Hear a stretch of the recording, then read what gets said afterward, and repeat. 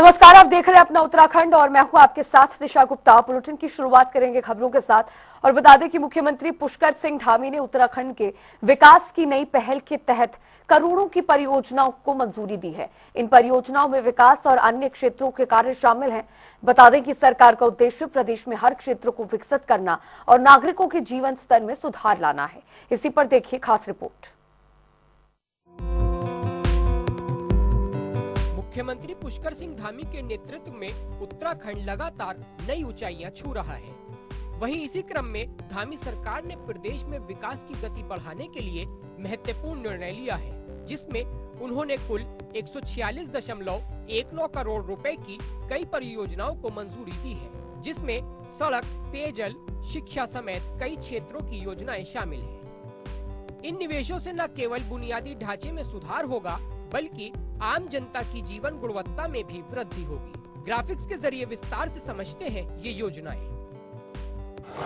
उत्तराखंड को धामी सरकार का तोहफा, 146.19 करोड़ की विकास परियोजनाएं मंजूर।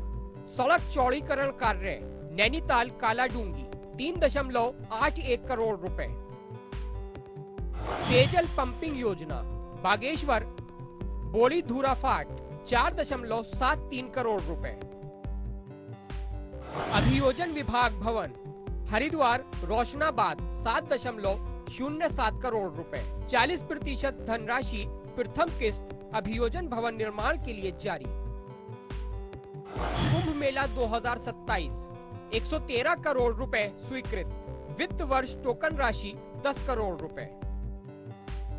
पेयजल और सोलर ग्रिड योजनाएं उत्तराखंड जल संस्थान 3 योजनाएं लागत 9.22 करोड़। उत्तराखंड पेयजल निगम 17 योजनाएं लागत 8.36 करोड़। कुल स्वीकृति 17.58 करोड़ नाबार्ड के अंतर्गत। आपको बता दें कि सीएम धामी ने अधिकारियों को निर्देश दिए हैं कि ये परियोजनाएं समयबद्ध तरीके से पूरी हों, जिससे विकास के इस नए चरण से प्रदेश में रोजगार, शिक्षा, बुनियादी सुविधाओं में सुधार के साथ साथ आर्थिक गतिविधियों में भी तेजी आए। वहीं आगामी कुंभ मेले को लेकर भी सीएम ने श्रद्धालुओं के लिए विशेष सुविधाओं के इंतजाम करने के निर्देश दिए हैं।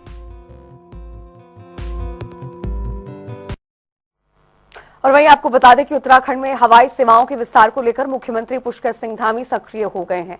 दिल्ली में केंद्रीय नागरिक उड्डयन मंत्री से मुलाकात कर उन्होंने प्रदेश में हवाई कनेक्टिविटी सुधारने और पर्यटन को नई दिशा देने पर विस्तृत चर्चा की। मुख्यमंत्री ने विशेष रूप से चारधाम यात्रा के लिए हेली सेवाएं पुनः शुरू करने, जौलीग्रांट एयरपोर्ट पर नाइट फ्लाइट्स और गौचर और चिन्याली सौर हवाई पट्टियों को छोटे विमानों के लिए विकसित करने की मांग रखी है। मुख्यमंत्री पुष्कर सिंह धामी ने नई दिल्ली में केंद्रीय नागरिक उड्डयन मंत्री किंजरापू राम मोहन नायडू से मुलाकात की। इस दौरान उन्होंने राज्य में हवाई सेवाओं के विस्तार, हवाई संपर्क को और सुगम बनाने तथा पर्यटन को नई गति देने पर विस्तृत चर्चा की। देवभूमि में हवाई सेवाओं का विस्तार, सीएम धामी ने केंद्रीय नागरिक उड्डयन मंत्री से की मुलाकात। दोनों के बीच हवाई सेवाओं के विस्तार पर चर्चा। चारधाम यात्रा के लिए हेली सेवा जल्द। बुजुर्ग, दिव्यांग और असमर्थ श्रद्धालुओं के लिए सुविधा। पर्वतीय क्षेत्रों में होगा हवाई संपर्क। रात्रिकालीन हवाई सेवा का प्रस्ताव। जौलीग्रांट एयरपोर्ट पर रात्रिकालीन हवाई सेवा प्रस्तावित। यात्रियों के लिए होगी अधिक सुविधा। दिल्ली पिथौरागढ़ हवाई संपर्क योजना। पर्यटन, सामरिक और मानवीय दृष्टिकोण से लाभकारी। मुख्यमंत्री ने केंद्रीय मंत्री से प्रदेश में चारधाम यात्रा के लिए हेली सेवा को मानसून के बाद पुनः शुरू करने का अनुरोध। उन्होंने कहा कि ये सेवाएं बुजुर्ग, दिव्यांग और असमर्थ श्रद्धालुओं के लिए बेहद सहूलियत भरी साबित होगी। साथ ही सड़क मार्ग पर दबाव भी कम होगा। मुख्यमंत्री ने जौलीग्रांट हवाई अड्डे पर रात्रिकालीन हवाई सेवा शुरू करने, गौचर और चिन्या सिलौड़ हवाई पट्टियों को छोटे विमानों के संचालन योग्य बनाने और इन्हें दिल्ली, देहरादून और हिंडन से जोड़ने की मांग की। मुख्यमंत्री धामी ने उम्मीद जताई है कि केंद्र सरकार के सहयोग से राज्य में हवाई संपर्क मजबूत होगा, जिससे न केवल चारधाम यात्रा और पर्यटन को बढ़ावा मिले, बल्कि आपदा प्रबंधन और स्थानीय आवागमन भी आसान होगा। वहीं केंद्रीय नागरिक उड्डयन मंत्री ने मुख्यमंत्री के सभी प्रस्तावों पर सकारात्मक कार्रवाई का भी भरोसा दिलाया। ब्यूरो रिपोर्ट, जनता टीवी।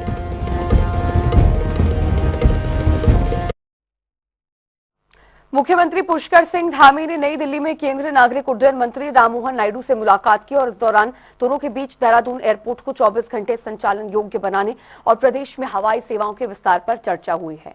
इसी कड़ी में मुख्यमंत्री ने गौचर और चिन्यालीसौड़ हवाई पट्टियों को छोटे विमानों के संचालन के लिए विकसित करने का आग्रह किया। तो वहीं बीजेपी नेताओं ने मुख्यमंत्री के प्रयासों की सराहना करते हुए इसे पर्यटन को बढ़ावा देने की बड़ी पहल बताया है। हमारे मुख्यमंत्री माननीय पुष्कर सिंह धामी जी उत्तराखंड राज्य को विश्व का पर्यटन का सबसे बड़ा केंद्र बनाने के लिए लगातार कार्य कर रहे हैं। और जिस प्रकार से उत्तराखंड राज्य में हमारे जो 4 धाम यात्राएं हैं और यहाँ के जो नैसर्गिक सौंदर्य के कई स्थल जो कहीं न कहीं अपनी सुंदरता की छटा को विश्व स्तर पर बिखेरती हैं, उनको विकसित करने के लिए देश और दुनिया के अधिक से अधिक पर्यटक यहाँ आएँ, श्रद्धालु यहाँ पर आएँ, उसके लिए हवाई सेवा का विस्तार होना बहुत ज़रूरी है। उसको लेकर के लगातार आदरणीय मुख्यमंत्री जी कसरत कर रहे हैं। चिन्यालीसौड़ की जो हवाई पट्टी है, गौचर की, नैनीसैण, पिथौरागढ़ की, इन पर छोटे विमान भी उतर सकें, इसको लेकर के उन्होंने केंद्र सरकार से इसकी मांग की है कि अधिक से अधिक लोग उत्तराखंड के पहाड़ी स्थलों पर जाएं और पर्यटन को बढ़ावा मिले। इसलिए उनका ये प्रयास लगातार वो कर रहे हैं और बहुत ही सराहनीय प्रयास उनका है। कैबिनेट मंत्री गणेश जोशी ने मसूरी विधानसभा क्षेत्र के नीलकंठ विहार, डोभालवाला, सालावाला समेत दून विहार क्षेत्रों में जल निकासी व्यवस्था, सुरक्षा दीवारों और आरसीसी पाइप से जुड़े बाढ़ सुरक्षा कार्यों को तेजी से पूरा करने के निर्देश दिए हैं। साथ ही उन्होंने कहा कि बरसात के मौसम को देखते हुए इन कार्यों को टालना जनता के लिए परेशानी का सबब बन सकता है। तो वहीं सीएम की घोषणा के तहत स्वीकृत सेरकी, सिल्ला और मनसादवाला क्षेत्रों के विकास कार्यों को भी प्राथमिकता से पूरा करने को कहा गया है। पिछली वर्ष आपदा से जो हमारा बादल नदी का क्षेत्र है, बहुत नुकसान हुआ था। वहां से लोगों को शिफ्ट करना पड़ा बोठा में, और उनके जो प्राक्कलन गए थे उसमें मुख्यमंत्री की घोषणा भी है, वो नहीं हो पाए थे। और वो अन्य जो विधानसभा क्षेत्र के काम हैं उनको लेकर एक बैठक हुई और हमने कहा कि जो ये काम हैं एक समय सीमा में पूरे हों। उसमें विभाग के एचओडी व अन्य सारे लोग यहाँ पर थे और मुझे पूरा भरोसा है कि एक, और दूसरा जो देवी आपदा के काम है, क्योंकि मैंने कहा इस बार जो है बारिश बहुत ज़्यादा हुई है और जगह जगह कटाव व लोगों का नुकसान हुआ है, तो उसको समय से पूरा करने को मैंने निर्देशित किया है। और अगली खबर देहरादून से है, जहां पर कांग्रेस के संगठन उपाध्यक्ष सूर्यकांत धस्माना ने प्रेस कॉन्फ्रेंस कर बीजेपी सरकार को घेरते हुए कहा कि वोट चोरी के खिलाफ कांग्रेस पूरे देश में अभियान चलाएगी। साथ ही उत्तराखंड में भी 15 सितंबर से 15 अक्टूबर तक हर जनपद में हस्ताक्षर अभियान जारी होगा। इसके बाद प्रदेश अध्यक्ष करण माहरा और नेता प्रतिपक्ष यशपाल आर्य हस्ताक्षरित ज्ञापन राष्ट्रीय अध्यक्ष मल्लिकार्जुन खड़गे और राहुल गांधी को सौंपेंगे। तो वहीं धस्माना ने जॉर्ज एवरेस्ट से जुड़ी जमीन मामले को अब तक का सबसे बड़ा घोटाला करार दिया है और आरोप लगाया कि आचार्य बालकृष्ण को गलत तरीके से टेंडरिंग कर 1 करोड़ रुपए में सौंपा गया, जिसको लेकर उन्होंने हाईकोर्ट की निगरानी में जांच की मांग की है।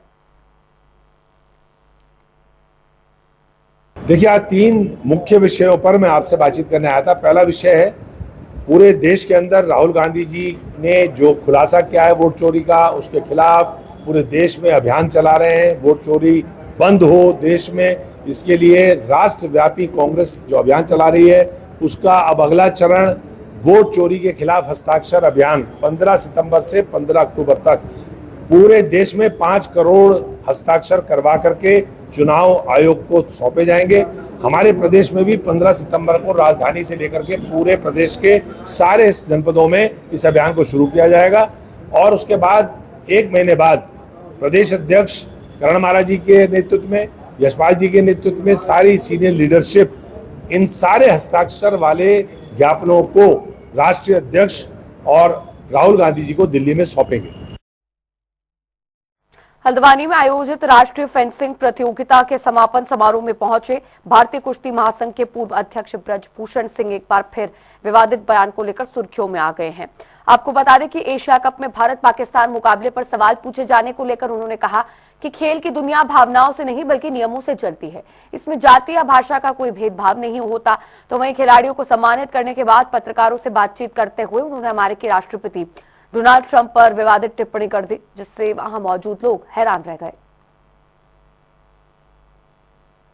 खेल की एक अलग दुनिया है। खेल जो है भावनाओं से नहीं होता है।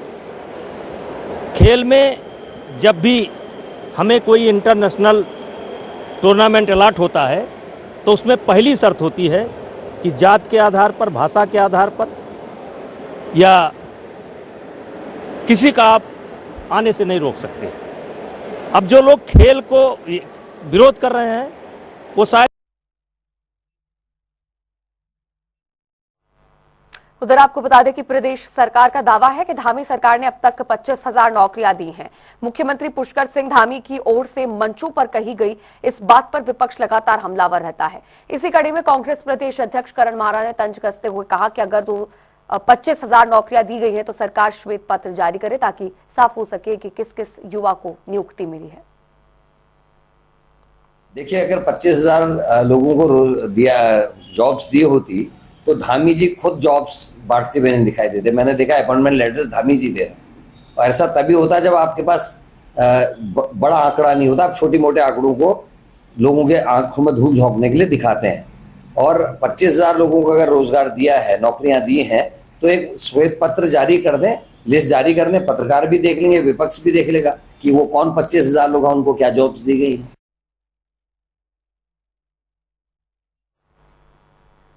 हल्द्वानी नैनीताल राष्ट्रीय राजमार्ग पर भूस्खलन आना आम बात हो गई है। आज फिर भारी मलबा आने से हाईवे बाधित हो गया है और घंटों तक यातायात थमा रहा, जिसके चलते मौके पर पहुंचे अपर जिला अधिकारी ने जेसीबी लगवाकर सड़क से मलबा हटवाने का काम शुरू करवाया। और बरसात के सीजन में लगातार भूस्खलन की वजह से ये इलाका यात्रियों और स्थानीय लोगों के लिए चिंता का कारण बन गया है। मलबा आया है, जिसके हम हटा रहे हैं, जेसीबी लगी हुई है, लेकिन रास्ता बंद है।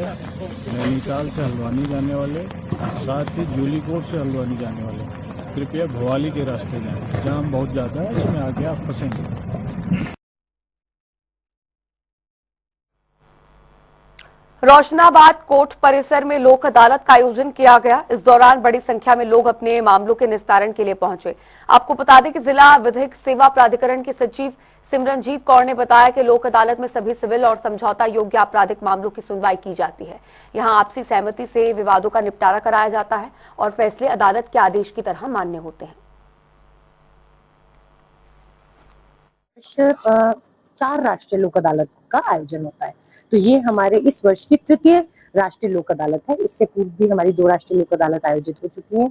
तो मैं बताना चाहूंगी कि उसमें जो हमारी फर्स्ट लोक अदालत थी, उसमें पूरे हमारे राज्य में हरिद्वार जनपद में सबसे ज्यादा मामले निस्तारित हुए थे। तब क्या कहते हैं, लगभग 8,25,000 मामले निस्तारित एक दिन में हुए थे। ठीक उसी प्रकार जो हमारी प्रीवियस लोक अदालत थी, उस समय हमारे यहाँ से द्वितीय स्थान पर थे हम पूरे राज्य में, और हमारे 6,500 मामले एक दिन में निस्तारित हुए थे। इस बार भी आंकड़ा जो है, कोशिश तो यही रहेगी कि उस जो भी हमारा प्रीवियस आंकड़ा है उस तक पहुंचे या उससे ऊपर जाए। और भारतवर्ष में पूरे अगर हम भारतवर्ष की बात करें तो पिछले 4 सालों का जो अगर हम वो देख रहे हैं, 4 जो हमारी पिछली राष्ट्रीय लोक अदालत है, उसमें उत्तराखंड नंबर 1 पर आ रहा है। तो बहुत अच्छी सफलता हमारे पूरे राज्य की तरफ आए हैं। सर अभी देखिए, अभी फिगर्स तो आपका शाम तक आ जाएंगी, बट ये है कि इस हमने इसमें 15-16 बेंचेस बना रखी हैं, जिसमें हेडक्वार्टर में, बाकी आउटलाइन कोर्ट्स में भी हैं 2-4 बेंच हर आउटलाइन कोर्ट में बनी है।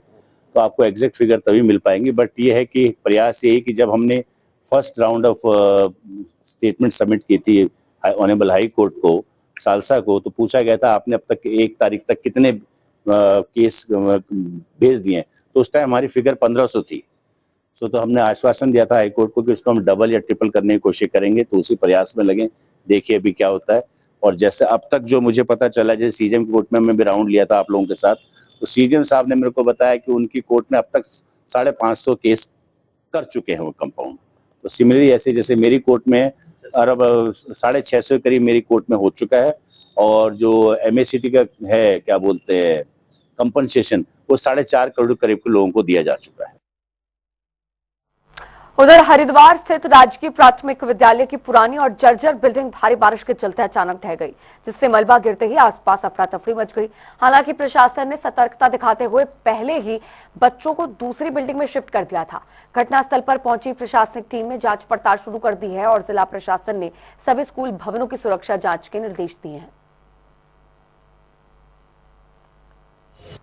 यहाँ पर ये बिल्डिंग बहुत पुरानी है, जर्जर भवन था, और इधर हम कभी अपने बच्चों को जाने भी नहीं देते थे। लेकिन रात भी बारिश हुई बहुत, पीछे रेलवे द्वारा नाला खोदा गया था, तो ये जो है ना, इसकी दीवारें बहुत पानी से बिल्कुल खराब हो गई थी। और सुबह 11 बजे क्या हुआ, धम से पूरा लेंटर और पीछे की दीवार गिर गई। सर क्या उस समय बच्चे थे? नहीं सर, उधर तो हम बच्चे कभी जाने ही नहीं देते थे।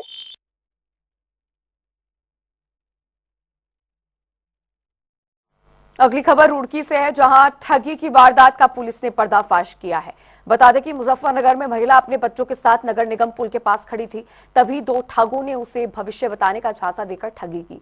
आरोपी मौके से महिला के जेवर सामान लेकर फरार हो गए, तो वहीं पुलिस ने सीसीटीवी फुटेज के आधार पर दोनों बदमाशों को गिरफ्तार कर लिया है। जिसके बाद एसपी देहात शेखर चंद्र सुयाल ने बताया कि गिरोह लंबे समय से ऐसी घटनाओं को अंजाम दे रहे थे। पहले एक महिला ने एक तहरीर दी थी कि वो अपने बच्चों के साथ मुजफ्फरनगर से यहाँ आई थी, तो उसको दो लोगों ने बातचीत में अपने झांसे में लिया और उसके कान के कुंडल खुलवा लिए और 2 मोबाइल जो उनके पास थे वो ले लिए। महिला को उन दोनों लोगों के जाने के 5-7 मिनट के बाद एहसास हुआ कि इन्होंने मेरे साथ ठगी कर ली। उन्होंने इमीडिएट थाने में तहरीर दी, एक मुकदमा दर्ज हुआ। उसके बाद हमारी 2-3 टीमों ने उस पर काम किया, तो फाइनली कल शाम हमने वो दोनों ठग पकड़ लिए, जिनसे 100% रिकवरी हुई है। दोनों मोबाइल रिकवर हुए और जो कुंडल बेच करके उन्होंने 28,000 रुपये अर्न किए थे वो भी रिकवर हो गए। तो ठगी पिछले 2-3 सालों से 1-2 मामले और हुए थे, तो फाइनली आज एक अच्छा केस वर्कआउट हुआ। पुराने केसों में अगर इनका कोई इन्वॉल्वमेंट होगा, जो दोनों मुलजिम हमारे हैं कलियर थाना क्षेत्र के रहने वाले हैं, एक का नाम शादाब है और दूसरा साजिद करके, तो उस पर हम काम करेंगे। पुराने केसों से इनका कनेक्शन टच करेंगे और इनके क्रिमिनल हिस्ट्री के बारे में जानकारी ली जाएगी। ये था, ये किसी व्यक्ति को थोड़ा परेशान था, देखते हैं तो उसको अपने बातों के झांसे में लेते हैं, उसकी परेशानी दूर करने के लिए कुछ टोटका बताते हैं। पीड़िता का यही कहना था कि इन्होंने कहा कि तुम्हारे घर में किसी की डेथ हुई है, तुम परेशान हो, तुम ये करो, तो वो उसका कहना है कि मैं 5-7 मिनट के बाद इनकी बातों में आते गई और जैसा इन्होंने ये सब बताया मुझे, मैं करती गई। तो फाइनली जो हम इस प्रेस के माध्यम से आम जन को एक मैसेज देना चाह रहे हैं, वो यही देना चाह रहे हैं कि कोई किसी राह चलते को अपनी व्यथा नहीं बतानी है और लोगों के झांसे में नहीं आना है। तो यही इसका एक मेन मकसद था आज की पीसी का। वहीं बाजपुर के ग्राम पंचायत बांसखेड़ा में शहीद अंग्रेज सिंह रंधावा की समाधि 23 साल बाद भी देखभाल से वंचित है। बता दें कि सरकार पर अनदेखी और जिम्मेदारों पर लापरवाही के आरोप लग रहे हैं। इसी कारण शहीद के परिवार को न्याय और जमीन का अधिकार नहीं मिल पाया। शहीद के परिजन लगातार सरकारी दफ्तरों के चक्कर काट रहे हैं, लेकिन आज तक कोई मदद नहीं मिल पाई। कर रहे हैं कि हमारा ये काम करो, 10 एकड़ जमीन हमें ऑर्डर हुआ था वो मिल जाए और बेटे की मूर्ति प्रतिमा बन जाए और हमें ये जमीन दबा दे और बेटे की नौकरी के लिए आया हुआ ये की नौकरी आ जाए। क्या कहूँ, वाड़ा में मेरा बेटा शहीद हुआ है उग्रवादियों के साथ मुठभेड़ में, 6 मारे हैं मेरे बेटे ने, बाद में 5 ये शहीद हुए हैं और अपने अफसर को उठाने गए तो पीछे नलों में गोली लगी है उसके। तो आज तक मेरे लिए कुछ नहीं हुआ है। सर हम तो मतलब गुहार ही लगा सकते हैं, क्योंकि आज कम से कम 23 वर्ष हो चुके हैं मेरे भाई को शहीद हुए ना। तो सरकार के बस वादे ही वादे हैं, काम कोई किया नहीं आज तक। ना हमें सरकारी कोई सुविधा प्राप्त हुई है, ना जमीन मिली है, ना भैया की मूर्ति लगी अभी तक। ऐसी कोई सुविधा नहीं है जो हमें आज तक मिली हो। मतलब 23 साल हो चुके हैं शहीद हुए उन्हें। और अगली खबर रुड़की से है, जहां बाइक चोरी कर भाग रहे चोर को स्थानीय लोगों ने सतर्कता से रंगे हाथ गिरफ्तार कर लिया है। जैसे ही चोर ने बाहर खड़ी बाइक को तोड़ने की कोशिश की, वैसे ही लोगों ने शोर मचाकर वहां उसे घेर लिया और देखते ही देखते मौके पर भीड़ जमा हो गई। चोर की पिटाई की गई और सूचना पर पुलिस टीम ने आरोपी को गिरफ्तार किया। फिलहाल आरोपी जेल भेजा गया है और उसके आपराधिक मामलों की जांच भी जारी है। इस वीडियो की आप बात कर रहे हैं वो थाना गंगनहर का मामला है। वो कल का वीडियो है जिसमें जो वादी है उसने ये कहा कि साहब ये बंदा मेरी बाइक चुरा करके भाग रहा था, हमने इसको पकड़ लिया। पकड़ने के दौरान कुछ लोगों ने उसके साथ मारपीट करी, इस बात की पुष्टि हुई है। तो उस व्यक्ति को चोरी की धाराओं में जेल भेज दिया गया है। बाकी जो मारपीट हुई और अन्य जो प्रकरण है उसमें अभी आगे इन्वेस्टिगेशन चल रहा है। काम करे अब वो इमीडिएट जैसे ही पुलिस को कॉल हुआ, पुलिस ने रिस्पॉन्स किया है और उसको पकड़ के ले गई है। तो बाकी क्या घटनाक्रम है उसमें अभी इन्वेस्टिगेशन चल रहा है। वहीं हरिद्वार कोतवाली क्षेत्र में रोडवेज बस अड्डा पुलिस और बदमाशों के बीच मुठभेड़ हो गई, जिसमें एसआई को गोली लग गई। दरअसल हरियाणा पुलिस बदमाशों का पीछा करते हुए यहां पहुंची थी और तभी अचानक बदमाशों ने पुलिस पर ताबड़तोड़ फायरिंग कर डाली। गोलियों की बौछार में हरियाणा पुलिस का सब इंस्पेक्टर घायल हो गया। आनंद फानन में उन्हें जिला अस्पताल ले जाया गया और हालत नाजुक होने पर एम्स ऋषिकेश रेफर किया गया। घटना की सूचना मिलते ही एसएसपी प्रमेंद्र सिंह डोभाल मौके पर पहुंचे और पूरे शहर में नाकाबंदी कर पुलिस टीम में बदमाशों की तलाश में जुट गई है।